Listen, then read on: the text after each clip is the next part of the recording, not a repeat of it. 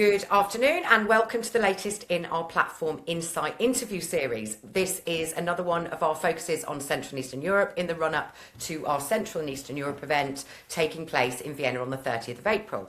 I'm delighted to have some really expert opinion on this interview looking at Czechia, the Czech Republic, all of whom will be with us in Vienna as well. So what I'm going to ask you to do, guys, is I'm going to quickly go round one by one in the area of my screen and ask you to give a little introduction of yourself, your name, your company, and what your background is in digital infrastructure and data centers. So I'm going to start with Lars over on my right-hand side. Well, thanks, Nicola. My name is Lars Riegel. I'm a partner in Arthur D. Little and globally responsible for the private equity TMT activities of our firm.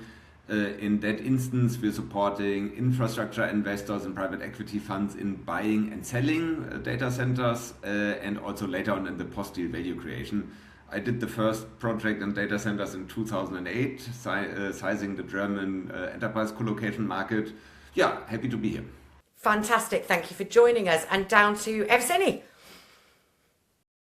Hi, my name is Evgenia Tohame, and I'm representing today. I'm a vice president of the Czech and Slovakian Digital Infrastructure Association. The association was created end of the last year. Nevertheless, we are already members of EU DCA, so it's European Data Center Association. It also helps you to understand that it's not only digital infrastructure, it's data centers with digital infrastructure. My personal background is from digital infrastructure. I'm putting together the network ideas, and I'm a project manager for the digital infrastructure projects. It's everything about smart grid, everything about capacity, everything about connection. Great I can answer these questions. You're representing the whole of the infrastructure industry across two really exciting Yes. countries, so it's fabulous that you could join us. Now we have two Thank you Milos very much on the for call, invitation. so I'm going to go to Milos M, as in Milos Marjanovic. Yeah, thank you very much. My name is Milos Marjanovic. I'm a manager at Arthur D. Little, working together with Lars and Martin, who are also on this call. I've been focusing on data centers for the past couple of years and done, I think now, over 30 projects in data center space, including transactions in Europe, in Eastern Europe, but also in America and APAC. I've also worked in Czech Republic together with colleagues on this call. Yeah, happy to share my opinion. Happy to be here. Fantastic. So Milos. Yeah, thank you. Milos Mastník. I'm the CEO of CRA, which is Czech Radio Communications Company. We are an infrastructure company providing broadcasting services, but primarily, and during the last couple of years, focusing on running our own data centers, running cloud business, and recently starting to provide GPU as a service in few of our data centers. I've been in the telco business for more than 25 years. Welcome. Lots and lots of history behind you there. And I believe you're now, CRA is the largest cloud provider in Czechia? Of course, we are not comparing ourselves to hyperscalers, but next to other companies providing private cloud, yes, we are the biggest one at this moment. Fantastic. Great to have you on board here. And last but not least, Martin. Good to meet you all. My name is Martin Hanuschka. I'm a principal at Arthur D. Little with more than 10 years of experience in the consulting business. And my core focus is actually on digital infrastructure. I've done several projects focusing on that sector in the Czech Republic in terms of data centers, not necessarily in the market, but more in the region, talking about Poland and so forth. Happy to meet you. Happy to share insights. Fantastic. And I'll come on to some of the projects. I've been doing my research and I've seen some of the publications that you've been involved in that are very relevant to this discussion. So we'll come on to that a bit later on. But so within the region, obviously with Central and Eastern Europe, it's very frustrating because a lot of the, look, there's going to be growth across the region and we talk about it from a regional perspective, not necessarily recognising that there's individual countries within that region all at various stages of growth. The exciting thing for Czechia, Czech Republic, is that in terms of the countries within the region, it's certainly up there in terms of the projected growth over the next sort of 5 years. And I believe the last figures I looked at is something between 11.4 to 12% compound annual growth rate between now and 2028, which, you know, is fantastic. But where do you see this growth coming from across the region? I'm going to start with Milos from CRA, because obviously with that 20-year history from a broadcasting and then the ICT side, you've seen this as it's been coming up through the pipeline for over 2 decades. Yeah, correct. I think that if you look at some of the numbers, we are still a bit behind the EU average and standards in terms of utilization of data centers and cloud. So naturally, there is no reason why we should not be heading that direction, which is the main driver for the growth. So some of the indicators, such as square meters of data center per company or energy spent per company, those are the indicators that simply show us that the growth should be there. And I give you an example that actually 2 weeks ago, we deployed the newest NVIDIA Blackwell card in the country, and we were able to sell it within a week. In a week, it was gone, and there are more companies in a queue that like to have the capacity.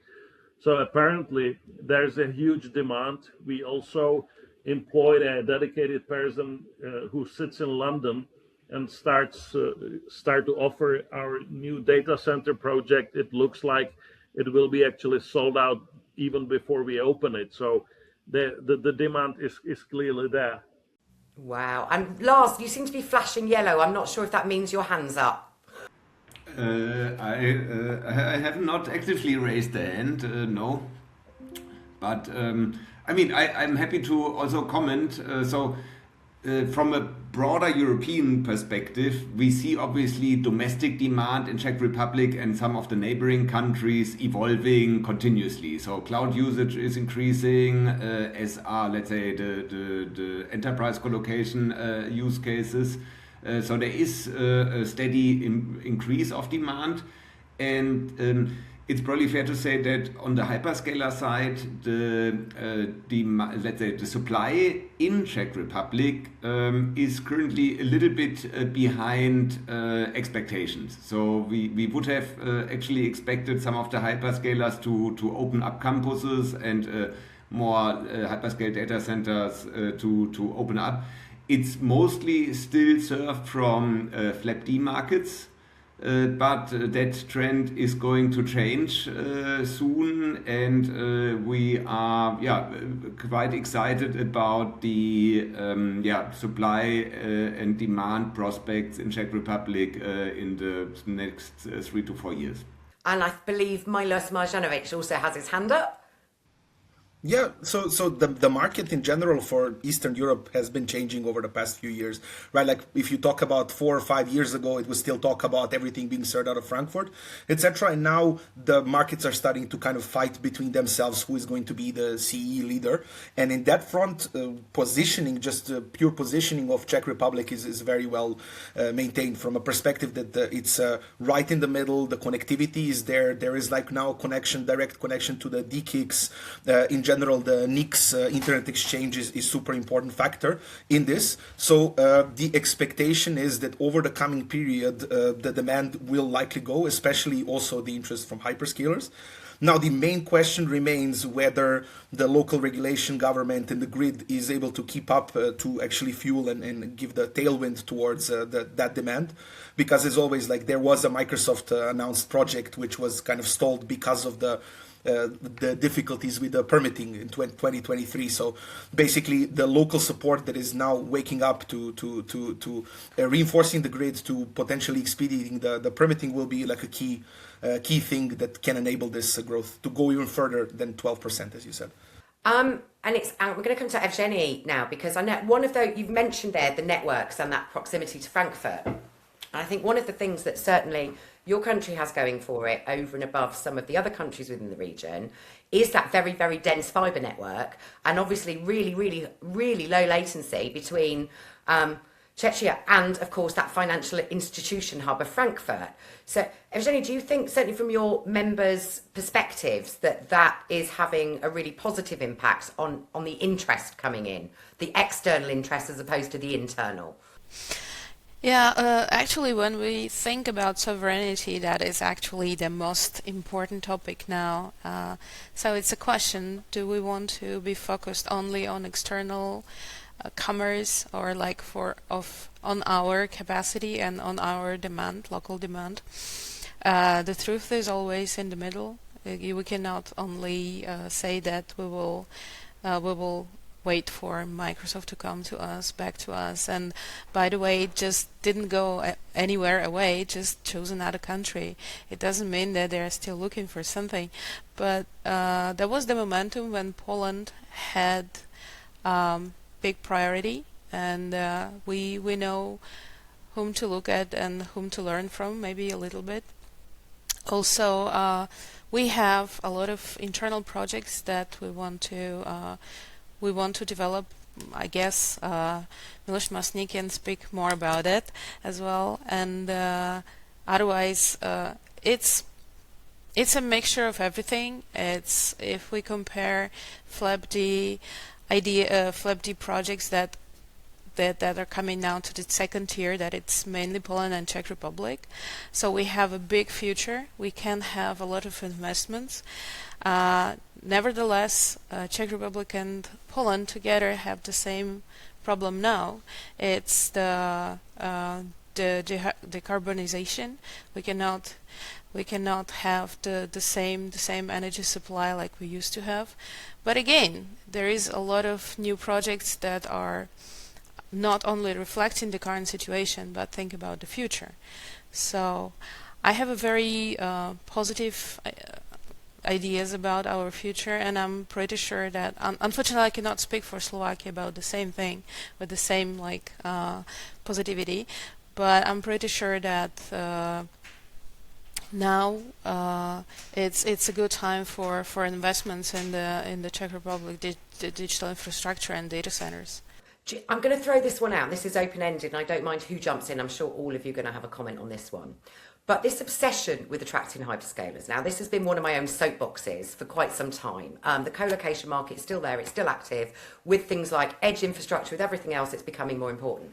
There has been this obsession with hyperscalers and with a country's growth being judged on whether there is a hyperscaler presence, whether that is in somebody else's facility or whether that is their own build, and these mega campuses, that a country is judged on whether that's there or not.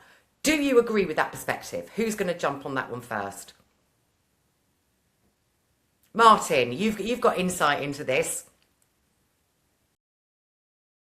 I do have some insights, but potentially on this one, Miloš or Lars have more international experience that we can draw also some conclusions for the Czech market. Look, it's an ecosystem play in general, right? Like this, it's a very similar story with Madrid and Milan in general. So when that hyperscaler boosts and comes and starts to promote their services, it also has a tailwind towards enterprise colo. Of course, enterprise colo is one of the most important parts of the market, especially with data sovereignty and everything. But it's not the only thing that fuels growth, but it's time shown in the previous market that it gives a big boost and tailwind towards both markets, enterprise colo and hyperscaler together. So there is for sure room to grow, and there has been a lot of countries that has grown from the perspective of deploying enterprise colo. However, typically if you want to grow faster, attracting an ecosystem play and then connecting to, I don't know, cloud on-ramp or at least cloud region, if not a availability zone from a Microsoft, AWS or Google, is definitely gonna help. It's not gonna make it worse, but obviously there is market without it as well. Yeah, maybe I can also complement there a little bit. So indeed, once it's a network effect. So once one hyperscaler is there, the others are following, and the more data centers you have in a certain region, the more want to go there. And so it's probably fair to say that in Czech Republic, we might have expected the first larger hyperscale presence to have happened earlier. We believe that it's really the time is ripe. And as Evgenia has pointed out, then we will see more growth, which also brings quite a bit of value creation for the construction sector, for the telecom sector, for the energy sector.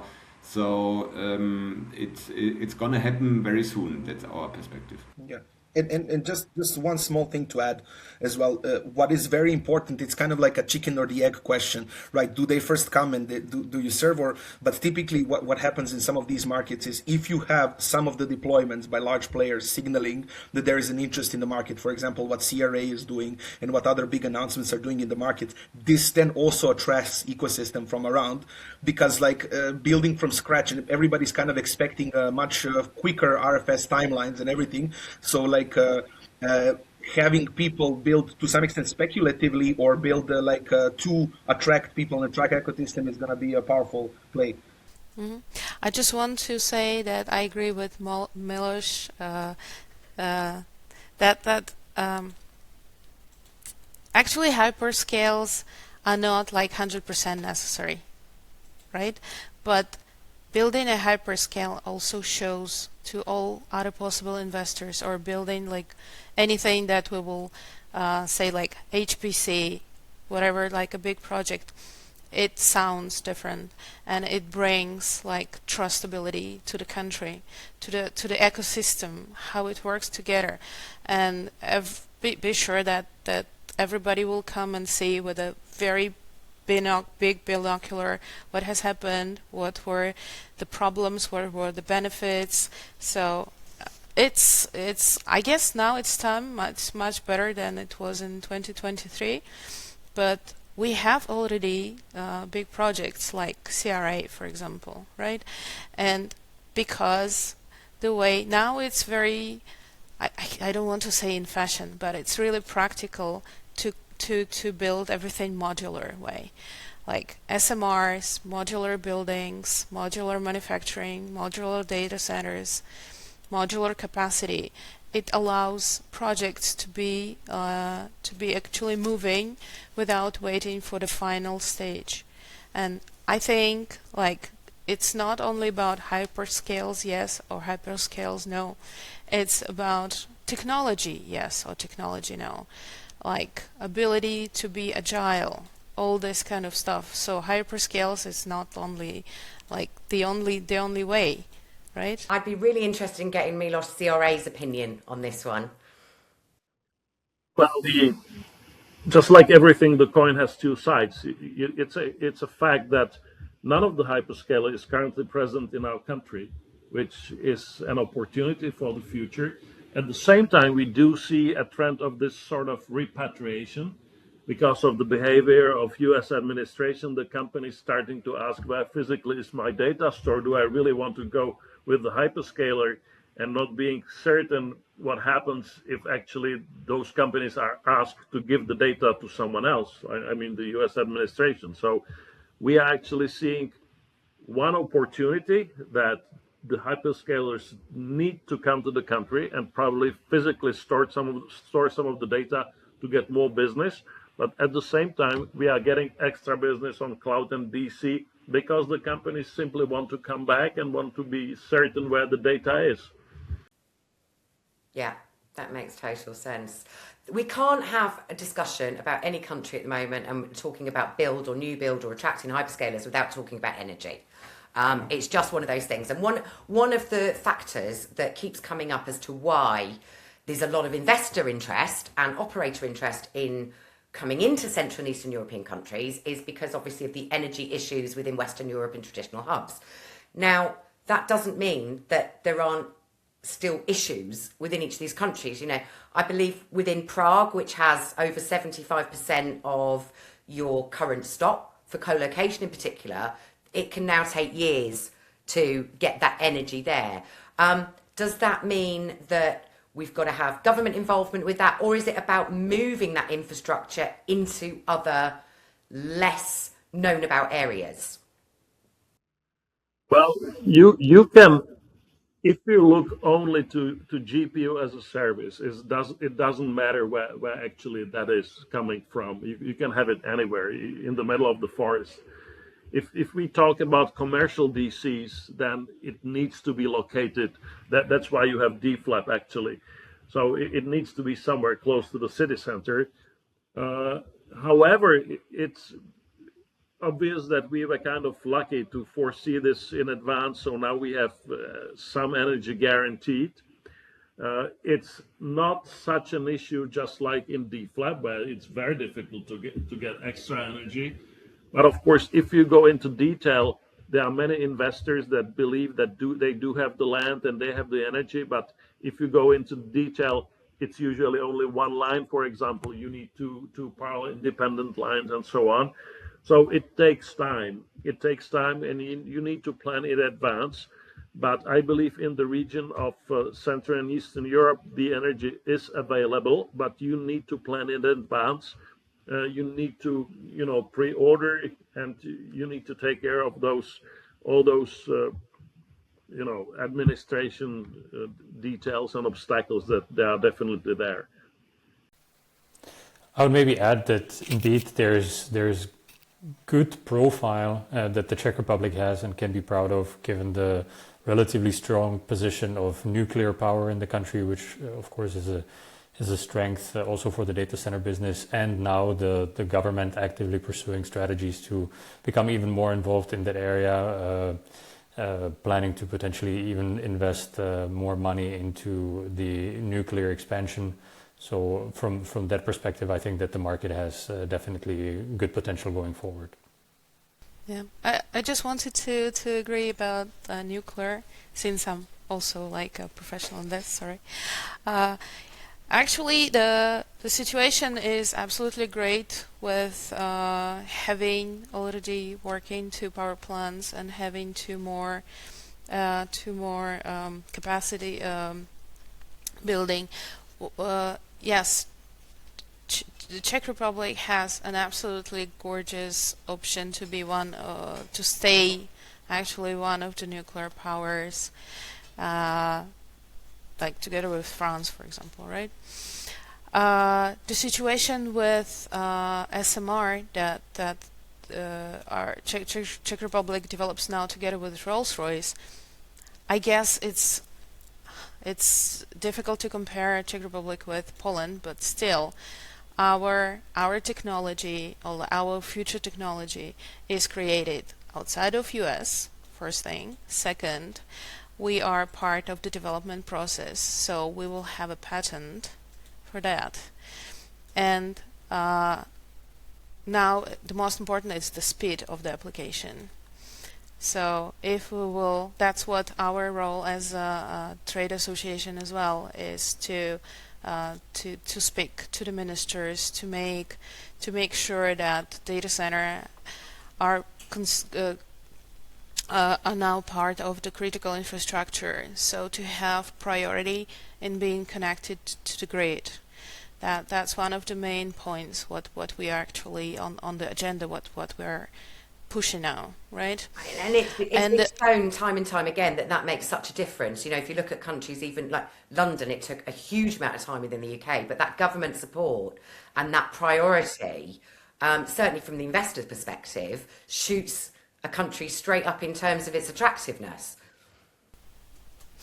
Yeah, I think there were really good steps made already, and that's why I will just say again, and now it's time for bringing more money, bringing more investment, since now it's the good option with like the good way to join the capacity.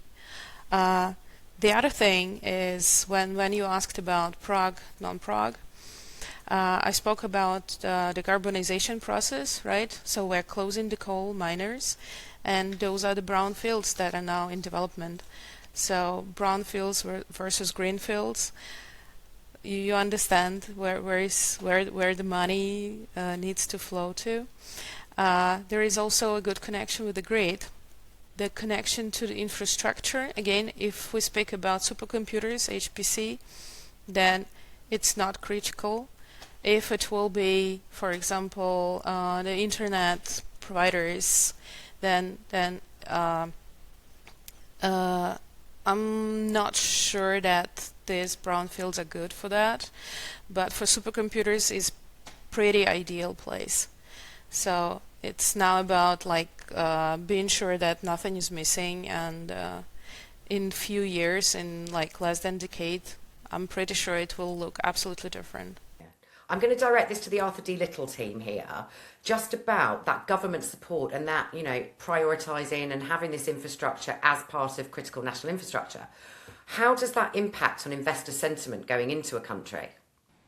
Yeah, so this is crucial, especially from the perspective of like permitting and like energy connections are the two of the biggest bottleneck of actually going to the country. So signaling that the data centers are welcome within a country is typically where data centers would be located. Even on a local government level, for example, if you look at Spain and Aragon region, like signaling that government is ready to take in the data centers, to be welcoming, to expedite the process. So it's not like 2 years, but it's actually, I don't know, 6 months to a year. This is critical, and we see this becoming more and more important as the RFS dates were previously typically, I don't know, 2 to 3 years you can make stuff. Now things are moving so quickly that it's even more important that you know that the government is behind it, and that when you invest, you're not likely to reach a critical deadlock with the permitting process. And from the CRA perspective, I mean, obviously you've got a long history with broadcasting, with public, so there's been a lot of policy stuff that's run throughout the whole history of the company. Are you finding now that that support is really helping? Well, obviously, it's an advantage. It's of course it's an advantage being part of the state critical infrastructure. That's clear. It's an advantage to have experience with running infrastructure, and the advantage is that we started quite some time ago, knowing that the permitting process is so long in this country, unfortunately. But we've gone through everything, so now we are building. So Exciting times. yeah, sure, absolutely. There's also, you know, there's also the thing about an individual country's growth, and there's the supply and the demand side. But there's also, I think, a bit of a vying going on with sort of Poland, Czech Republic, Romania to try and take that spot as a regional hub for that bridge between Western Europe and Eastern Europe. What do you think it's going to take for Czech Republic to actually take that spot as a regional hub rather than a local market? Of course, it's about the price of energy. That's one of the key drivers. And you can choose few strategies. We are choosing the strategy of hedging. So we buy energy in advance to, you know, sort of smoothen all the possible peaks and discrepancies on the market. But of course, if we want to be competitive, then we need to look at the price of, let's say, 10, maximum 12 euro cents. If we are more expensive than that, it would be very difficult to be competing with other countries. So it really depends also on the governmental policy, how they want to support the energy prices. So it's about energy, it's about connectivity, and it's about willingness to invest in this particular region. It's about the companies willing to put money and to undertake certain risk. And I don't think it's primarily about the governmental support. There needs to be a business case that just flies by itself, and that it makes sense.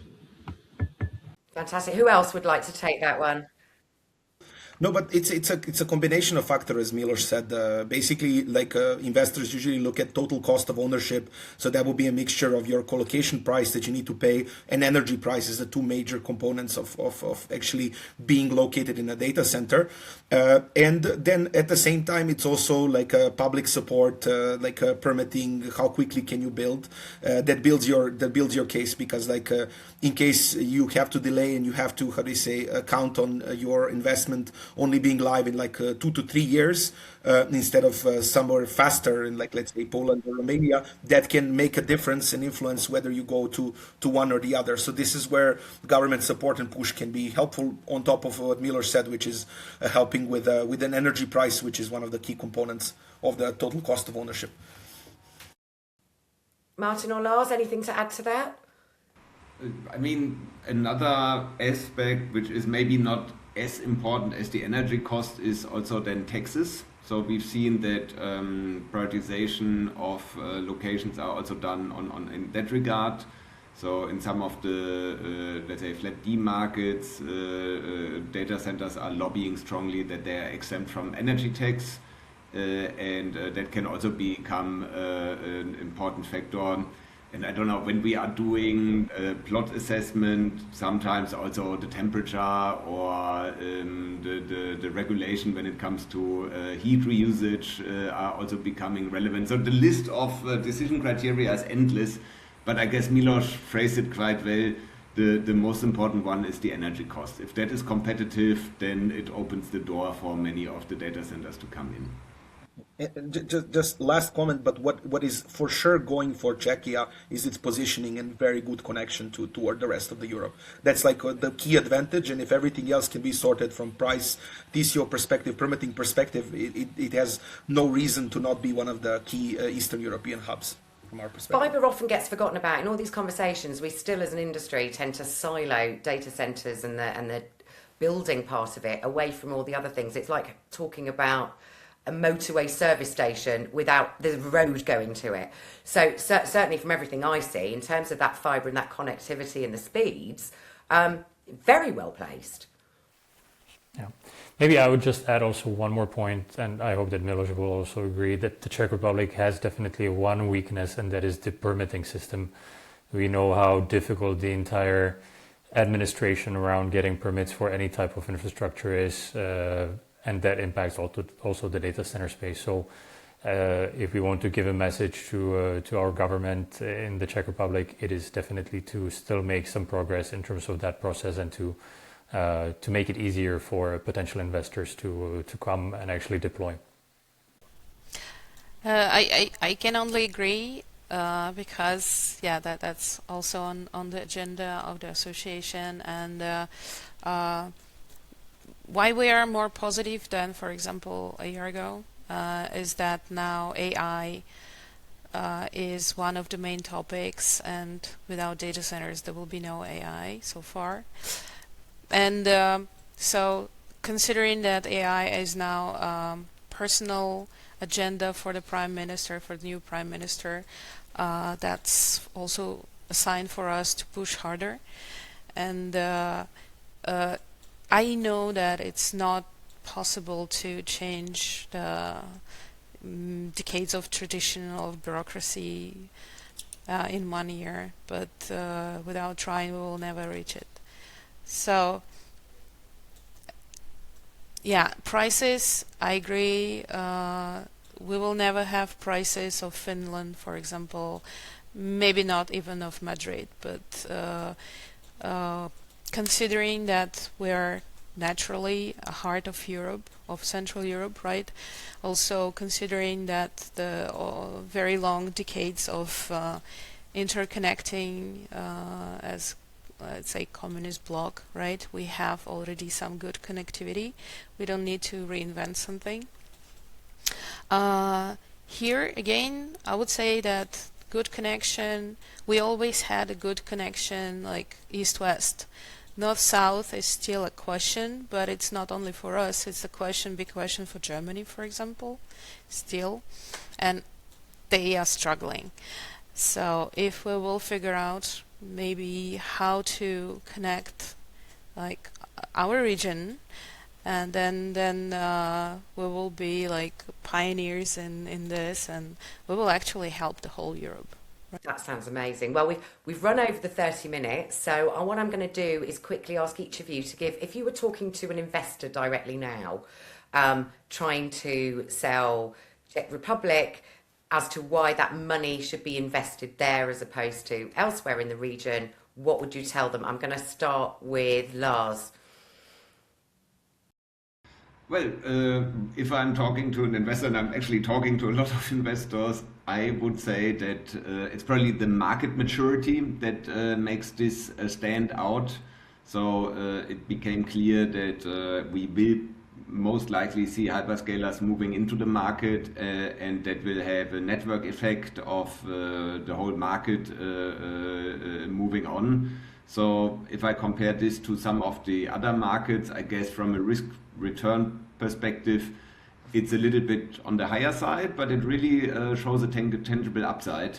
So I think honestly it's interesting. Fantastic. And then Milos, CRA? Well, it was already mentioned, but this is a stable and well-matured market with a solid infrastructure, and of course, strategically located close to Germany, Poland, Austria, very center, location in Europe. So, and then experience of many companies doing the business well. So that's it. Martin? I would probably repeat some of the points. Indeed, good geographic connection or location allowing for good connection to the FLAP-D hubs. Good energy infrastructure, but potentially a little orange flag for the investors to be mindful of the administrative burdens that are still a pain point for the market. And Milos M. So I'm gonna be repeating everything, but I have one point that is unique from my perspective. It's a lot of untapped potential also from domestic standpoint. There is cloud adoption is still yet to grow to the levels of Western Europe or Nordics. For example, currently it's around 40%, like 45. So there is still room to get even more customers and for the market to mature and grow from that perspective, which is a very positive sign of the market. And when the ecosystem develops because of the regions, because of market entrance, this will come to fruition, and so there's a lot of untapped potential.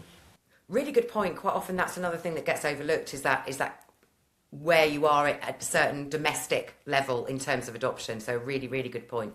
And if Zeni? Okay, it's privileged to be the last one, just saying that I agree with everybody. I would just maybe also mention our people, like professionals. We have a very high professional level. We have many universities that are in top 50 European universities, so it's very high standard. We have not only higher education, but also secondary education, so it's not only brains but also hands. And we have a big story of manufacturing, so we can provide a lot of minds, a lot of space, a lot of hands, a lot of experience, and that's what I want to say, that's the moment. It's not to be missed, definitely. Thank you all so much for sharing your expert insight with us all. It's been a real privilege talking to all of you, and I'm really looking forward to meeting you all in person in a couple of weeks in Vienna. I know how busy you all are, so we really, really appreciate you taking the time to have a chat with us, and I've learned a huge amount. So thank you all very, very much. Thank you very much, Nicola.